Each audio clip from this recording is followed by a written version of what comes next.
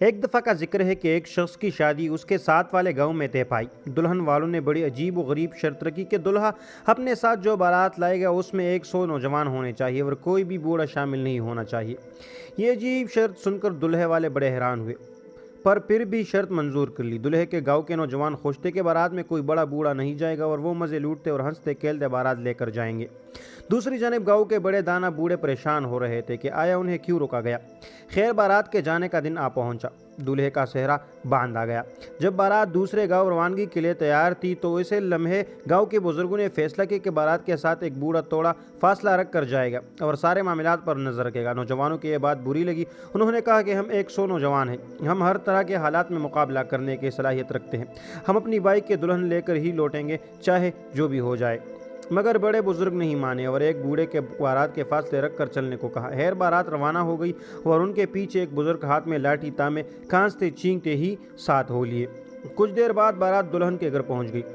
دلہن کے عزیز اور اقارب نے جب باراتیوں کو گننا شروع کیا تو وہ پورے 100 صحت مند و توانا اور جوشیلے نوجوان تھے اور ان میں کوئی بھی بوڑھا موجود نہیں تھا۔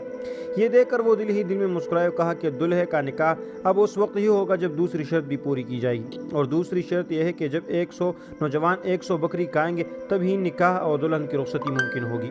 شرط کے سنتے ہی نوجوانوں کے اوسان خطا ہو گئے اور وہ پریشانی سے ایک دوسرے کا منہ تکنے لگے اور آنکھوں ہی آنکھوں میں ایک دوسرے سے باتیں کرنے لگے کہ اب کیا ہوگا۔ اچانک ایک نوجوان کو خیال آیا کہ بارات کے ساتھ ایک بوڑھا بھی کچھ فاصلہ رکھ کر ان کے پیچھے آ رہا تھا۔ وہ نوجوان مجمع سے آنکھیں بچاتا اور چھپتے چھپاتے ہوئے باہر نکلا اور اس بزرگ کو ڈھونڈنے لگا۔ کچھ دور وہ بزرگ ایک درخت کے اوٹ میں آرام کرتے ہوئے ملے۔ نوجوان نے جلدی سے سارا واقعہ ان کے سامنے بیان کیا اور رہنمائی طلب کی۔ بوڑھے نے سارا واقعہ سنا اور کہا کہ تم واپس جاؤ اور دلہن والے کو سامنے اپنی شرط پیش کرو کہ بکرا ایک ایک کر کے ان کے سامنے لایا جائے، اور جب ایک بکرا ان کے سامنے پہنچے تو سب نوجوان ایک ساتھ اسے کھانا شروع کرو۔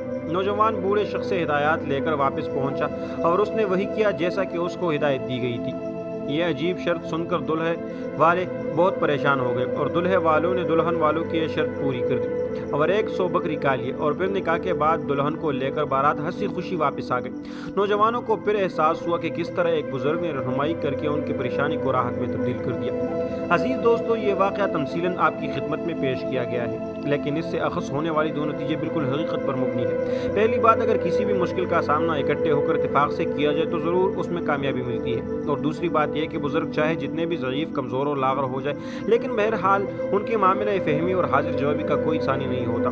اس لیے بزرگوں کو ان کے رائے کو کبھی نظر انداز نہیں کرنا چاہیے۔ والسلام۔